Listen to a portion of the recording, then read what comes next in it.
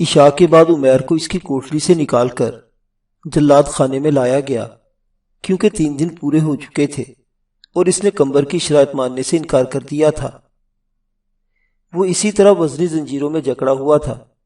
سپاہیوں کے ایک دستے کی حفاظت میں زندان کا داروغہ عمیر کو قتل گاہ کی طرف لے گیا تھا۔ محافظ دستہ عمیر کو قتل گاہ تک لے جا کر لوٹ گیا اور عمیر کو موت کے اس کمرے میں لے جا کر اس کا آہنی دروازہ بند کر دیا گیا۔ اب اس کمرے میں عمیر کے علاوہ قید خانے کا داروغہ، 2 سپاہی اور ایک سیاہ فام اور خوفناک چہرے والا جلاد تھا۔ داروغہ نے الجھے ہوئے لہجے میں عمیر سے کہا، مرنے سے قبل اگر تمہارا کوئی پیغام ہو اور خواہش ہو تو کہہ دو۔ عمیر کے چہرے پر مغموم سی مسکراہٹ بکھر گئی اور اس نے ہونٹوں پر زبان پھیرتے ہوئے کہا،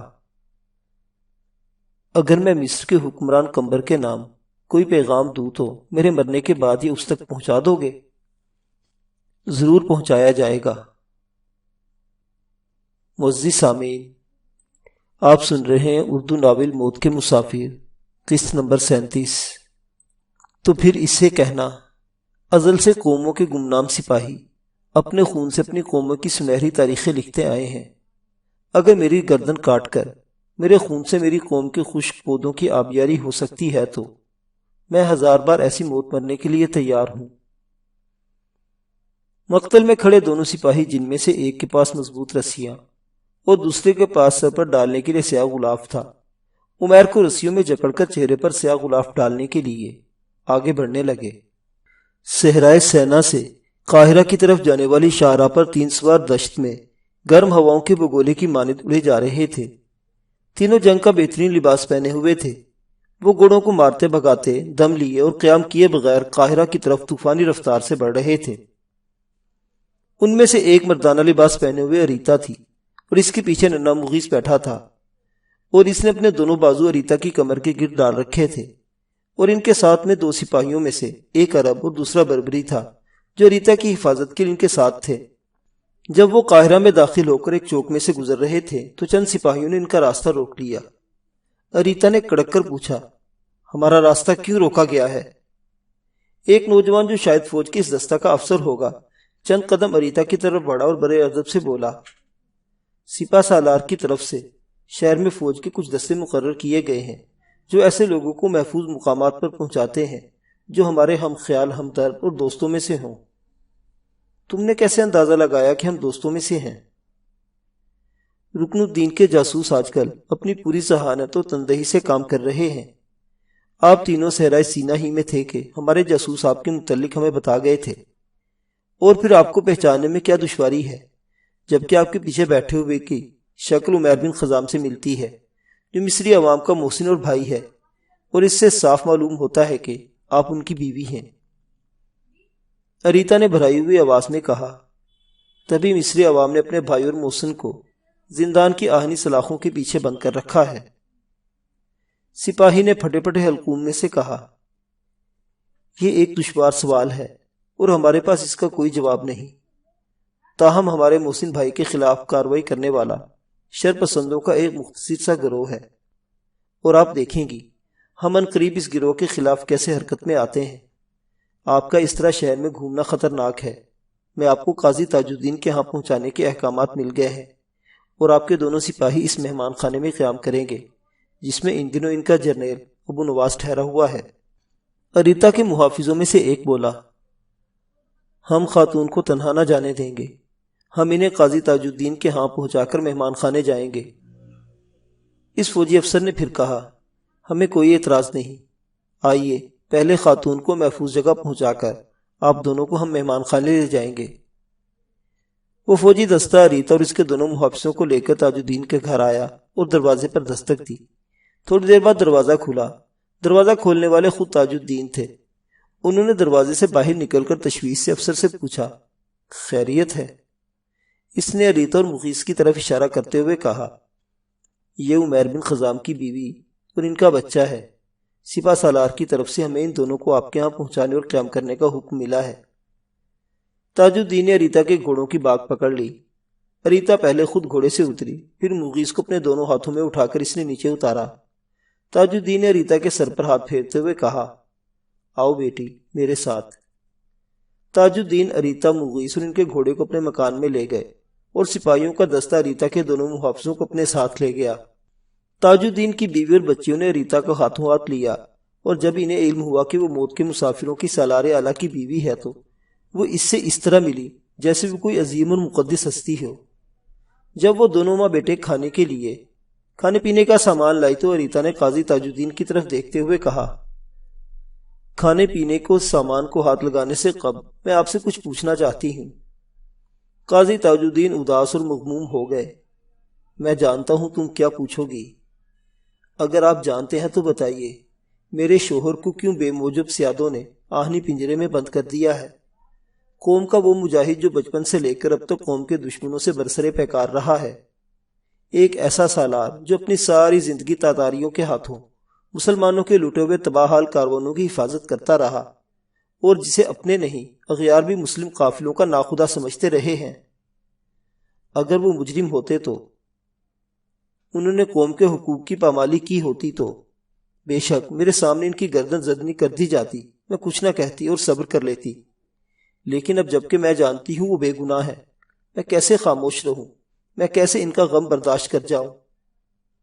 اریتا خاموش ہو گئی اور ہچکیاں لے لے کر رونے لگی۔ اس کی دیکھا دیکھی مغیث بھی رونے اور آنسو بہانے لگا۔ قاضی تاج الدین نے اس کے سر پر ہاتھ پھیرتے ہوئے کہا، بیٹی، تم ایک مجاہد کی بیوی ہو، صبر کرو اور دیکھو خدا کس حال میں راضی ہوتا ہے۔ اریتا نے اور زیادہ سسکتے ہوئے آگے بڑھ کر قاضی تاج الدین کے پاؤں پکڑ لیے اور اچانک بھڑک اٹھنے والا جوالا مکھی کی طرح پھٹ پڑی۔ خدا کے لیے میرے شوہر کو بچائیے، آپ شہر کے قاضی ہیں، میرا شوہر آمریت پسند شاہ کا شکار ہو رہا ہے، میں آپ سے بے گناہ شوہر کی رہائی کی بھیک مانگتی ہوں۔ اچانک ننھا اور معصوم مغیث آگے بڑھا اور اس نے بھی قاضی تاج الدین کے پاؤں پکڑتے اپنی روتی ہوئی آواز میں کہا، میرے ابی کو بچائیے، میرے ابی کو بچائیے۔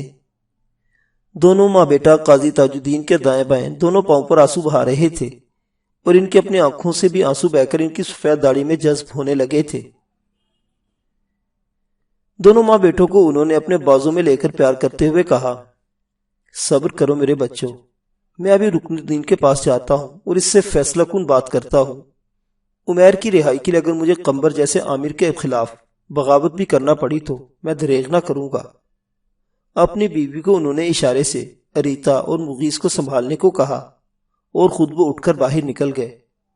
مقتل میں عمیر کی طرف بڑھنے والے دونوں سپاہی اچانک داروغہ پر جھپٹ پڑے۔ اس کے ہاتھ پشت پر باندھنا چاہتا تھا، لیکن وہ مدافعت پر اتر آیا۔ بپری ہوئی آواز میں اس نے سپاہیوں سے کہا، غدارو، نمک حرامو، تم نے دھوکہ کیا ہے۔ ایک سپاہی نے داروغہ کے منہ پر سناٹے کا تمانچہ مارتے ہوئے کہا، غدار اور نمک حرام تم لوگ ہو جنہوں نے مصری قوم کے محسن اور موت کے مسافروں کے سالار اعلیٰ کو صرف اپنی شخصی حکومت کو مضبوط دیکھنے کی خاطر زندان میں بند کر کے موت کے گھاٹ اتارنا چاہا تھا۔ داروغہ اور سپاہی ابھی آپس میں الجھے ہوئے تھے کہ مقتل میں جلاد کی گرجتی ہوئی آواز گونجی۔ وہ ان دونوں سپاہیوں سے مخاطب ہوا تھا، اسے چھوڑ دو، میں خود اس سے تلوار کی زبان میں بات کرتا ہوں۔ سپاہیوں نے اسے چھوڑ دیا۔ جلاد خود اپنی برچھا نما چمکدار تلوار لہراتا آگے بڑھا اور گرجتی ہوئی آواز میں اس نے داروغہ سے کہا، سن او مصر کے ناک بکار حکمران کے غدار داروغہ، تم کیا سمجھتے تھے کہ میں موت کے مسافروں کے سالار اعظم کی گردن کاٹ دوں گا؟ خدا کی قسم، اگر رکن الدین بیبرس کی طرف سے مجھے عمیر بن خزام کی حفاظت کے احکامات نہ بھی ملے ہوتے تو میں مسلم قوم کے اس محسن کی گردن نہ کاٹتا۔ اس مقتل میں اپنی گردن تو کاٹ سکتا تھا، قوم کے ایک امین اور مخلص مجاہد کی نہیں۔ جلاد نے اپنی بھاری چوڑے پھل والی چمکتی ہوئی تلوار فضا میں لہرائی اور داروغہ کی گردن کاٹ دی۔ جلاد پیچھے ہٹا اور پھر اس نے عمیر کی آہنی بیڑیاں کھول دی۔ عمیر نے جلاد کی طرف دیکھتے ہوئے بڑے تعجب سے کہا، کیا یہ سب کچھ ایک پہلے سے سوچے سمجھے منصوبہ کا حصہ ہے؟ جلاد نے اپنی گردن کو قدرے خم کرتے ہوئے کہا، آپ نے ٹھیک سوچا ہے۔ حلب سے روانہ ہوتے وقت رکن الدین نے اپنے چند تیز رفتار فوجی افسروں کو قاہرہ روانہ کر کے شہر کے چیدہ چیدہ اور اپنی حامی حکام کو یہ پیغام پہنچا دیا تھا کہ اگر قاہرہ میں عمیر بن خزام کے جسم پر خراش بھی آئی تو میں تم سب کی گردن کاٹ دوں گا۔ اس لیے شروع ہی سے آپ کی حفاظت کے انتظامات مکمل ہو گئے تھے، حتیٰ کہ جب قمبر نے آپ کو شاہی محل میں بلایا تھا تو وہاں رکن الدین کے حامی افسر اور سپاہی مسلح حالت میں آپ کی حفاظت کے لیے موجود تھے۔ اب آپ زندان سے نکل جائیے، باہر رکن الدین اور آپ کا جرنیل ابو نواس آپ کا انتظار کر رہے ہوں گے۔ عمیر جب جلاد کی کوٹری سے باہر نکلا تو مسلح سپاہیوں کا ایک دستہ جو اپنے ہاتھوں میں ننگی تلواریں پکڑے ہوئے تھا اس کے گرد حلقہ بنا کر اس کی حفاظت کے طور پر اس کے ساتھ چلنے لگا۔ جب وہ زندان کے بیرونی دروازے سے نکلا تو وہی نقاب پوش، گمنام اور خوبصورت سرخداز ہاتھوں والی لڑکی وہاں کھڑی تھی اور اس کے ہاتھوں میں پھولوں کے ہار تھے۔ جب وہ عمیر کی طرف بڑھی تو سپاہیوں کے اس دستے کے افسر نے کڑکتی ہوئی آواز میں لڑکی کو مخاطب کر کے کہا، کون ہو تم؟ وہیں رک جاؤ، نزدیک آئے تو۔ عمیر نے اس افسر کی بات کاٹتے ہوئے کہا، اسے آنے دو، یہ دشمن نہیں دوست ہے، اسے تم دنیا میں میرا سب سے بڑا محسن کہہ سکتے ہو۔ اس فوجی افسر نے بڑی عاجزی سے کہا، سیدی میں اپنے رویے پر نادم ہوں۔ عمیر نے اس کی پیٹھ تھپ تھپا دی، کوئی بات نہیں۔ وہ گمنام لڑکی آگے بڑھی اور عمیر کے گلے میں پھولوں کا ہار ڈالتے ہوئے اس نے اپنی آبشاروں جیسی مترنم آواز میں کہا، میں آپ کو رہائی پر مبارکباد دیتی ہوں۔ عمیر نے مسکراتے ہوئے کہا، میں تمہارا شکریہ ادا کرتا ہوں، کیا تم میرے ساتھ میرے مسکن چلو گی؟ لڑکی پیچھے ہٹتے ہوئے بولی، میں آپ کی رہائی کی خاطر قاہرہ آئی تھی اور یہ کام اب مکمل ہو چکا ہے، میں آج رات ہی یہاں سے روانہ ہو جاؤں گی۔ اور پھر رکن الدین کہہ رہا تھا کہ آپ کو کئی روز قیام کرنا پڑے گا، جبکہ میں زیادہ دن یہاں قیام نہیں کر سکتی۔ وہ نور افشاں سی لڑکی مڑی اور بھاگتی ہوئی تاریکی میں رپوش ہو گئی تھی۔ عمیر چند قدم آگے بڑھا تو اس نے دیکھا اس کے سامنے دو گھوڑوں کی ایک بگی کھڑی تھی۔ دستے کے افسر نے عمیر کو مخاطب کر کے کہا، سیدی آپ اس بگی میں سوار ہو جائیے۔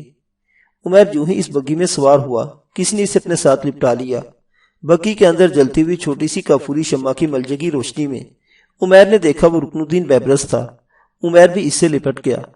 عمیر جب رکن الدین سے علیحدہ ہوا تو بگی کے گھوڑوں کو ہانکنے والی جگہ پر بیٹھا ہوا ابو نواس اٹھ کر اس سے بغل گیر ہو گیا۔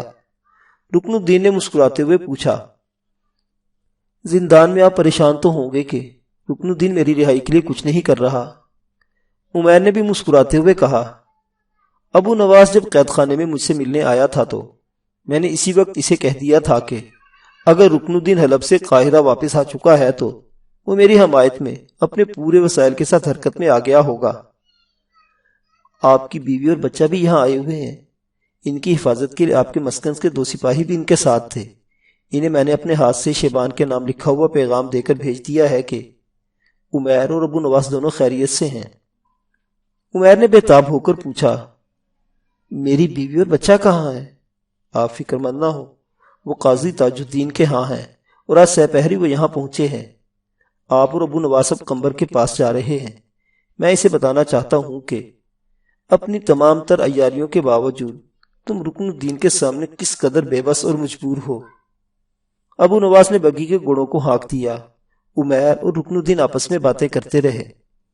رکن الدین کے کہنے پر قاہرہ کے شاہی محل کے باہر ابو نواس نے بگی روک دی۔ تینوں نیچے اترے۔ ایسا معلوم ہوتا تھا جیسے قاہرہ میں خاموشی کے ساتھ کوئی انقلاب رونما ہو گیا ہو، کیونکہ محل کے گرد پہرا دینے والے سپاہی رکن الدین کو دیکھتے ہی اپنی گردنیں خم کر کے اطاعت کا اظہار کر رہے تھے، جس سے یہ واضح ہوتا تھا کہ قمبر کی نسبت رکن الدین فوج اور عوام میں کس قدر زیادہ ہر دل عزیز ہے۔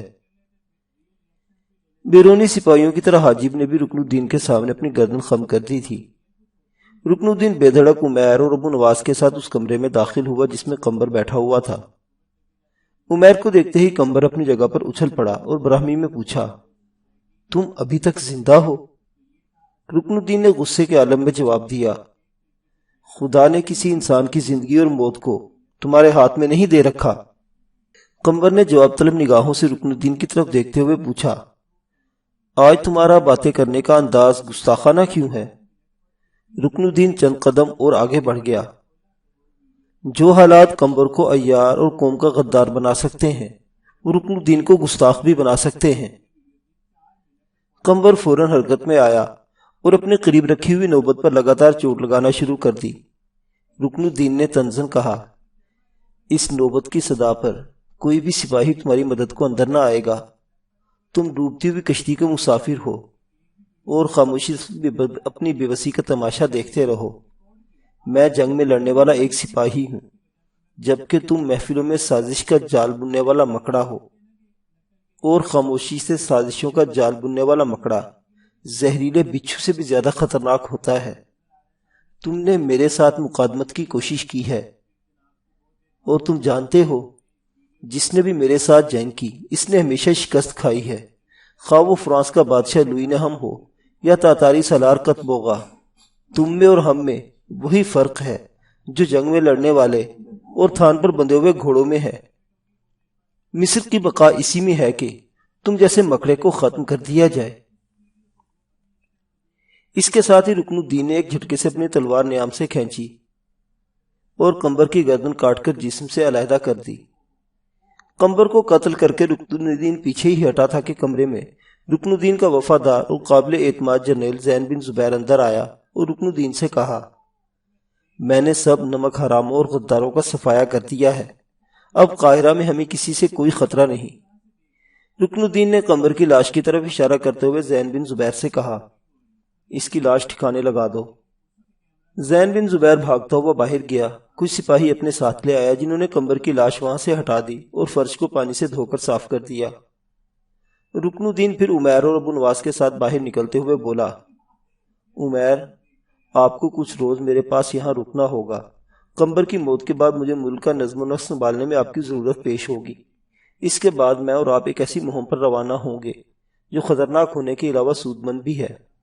محل سے نکل کر باتیں کرتے ہوئے رکن الدین عمیر اور ابو نواس جب باہر آئے تو انہوں نے دیکھا سامنے سے قاضی تاج الدین چلے آ رہے تھے۔ وہ سخت بدحواسی کے عالم میں تھے۔ قریب آ کر انہوں نے مشلوں کی روشنی میں رکن الدین کی طرف دیکھتے ہوئے کہا، میں سہ پہر سے آپ کو تلاش کر رہا ہوں، آپ کے گھر مستقر۔ تاج الدین ایک دم چونک کر خاموش ہو گئے۔ ان کی نگاہ عمیر پر پڑی اور انہوں نے آنکھیں پھاڑ پھاڑ کر دیکھتے ہوئے حیرت زدہ ہو کر پوچھا، عمیر بیٹے تم؟ پھر عمیر کے جواب کا انتظار کیے بغیر وہ اس سے بغلگیر ہو گئے۔ علیحدہ ہوتے ہوئے انہوں نے پھر پوچھا، تم قید سے کب رہا ہوئے بیٹے؟ میں تو رکن الدین کو تلاش کرتے کرتے تھک کر اب قمبر سے تمہاری رہائی کے متعلق دو ٹوک فیصلہ کرنے آیا تھا۔ رکن الدین نے بڑے لحاظ سے باتیں کرتے ہوئے کہا، اب آپ کو قمبر کے پاس جانے کی ضرورت نہیں۔ عمیر کو زندان سے نکال کر میں نے قمبر کو قتل کر دیا ہے۔ تاج الدین نے آسمان کی طرف ہاتھ اٹھاتے ہوئے کہا، اللہ تو بڑا بے نیاز ہے، تو ظالموں سے ان کے ظلم کا بدلہ ضرور لیتا ہے۔ عمیر کی طرف دیکھتے ہوئے چونک کر پھر بولے، عمیر تم جلدی جلدی میرے ساتھ میرے گھر چلو، وہاں تمہاری بیوی اور بچہ بیٹھے رو رہے ہیں۔ میں نے بہت کوشش کی لیکن وہ دونوں ماں بیٹا کچھ کھاتے پیتے ہی نہیں۔ عمیر نے بے تاب ہو کر کہا، چلیے۔ رکن الدین، عمیر اور ابو نواس قاضی تاج الدین کے ہاں آئے۔ رکن الدین اور ابو نواس کو دیوان خانے میں بٹھا کر عمیر کے ساتھ تاج الدین زنان خانے کی طرف بڑھے۔ عمیر ایک جگہ ٹھٹک کر رک گیا۔ تاج الدین نے اس کی ہمت بندھاتے ہوئے کہا، آ جاؤ بیٹے، اس گھر میں تم سے کوئی پردہ نہیں۔ عمیر جب ایک کمرے میں داخل ہوا تو وہاں گھر کی عورتوں میں اریتا اور مغیث ابھی تک اداس بیٹھے تھے۔ عمیر کو دیکھتے ہی دونوں ماں بیٹا اٹھے اور بھاگ کر عمیر سے لپٹ گئے۔ عمیر دونوں کو اپنے بازو میں لے کر انہیں تسلی دے رہا تھا۔